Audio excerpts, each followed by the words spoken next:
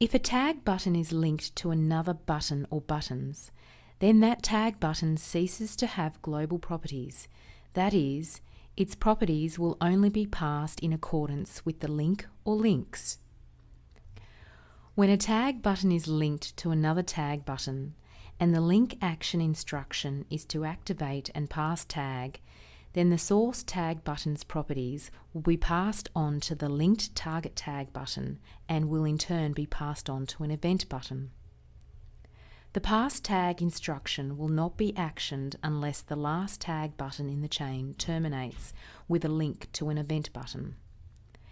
In this example, tag A is linked to event 3. So when we go to code mode and we activate event 2, then tag A, you will see that event 3 is activated as a result of the link action, and that in the coding history log, both event 2 and event 3 are marked, but only event 3 has tag information.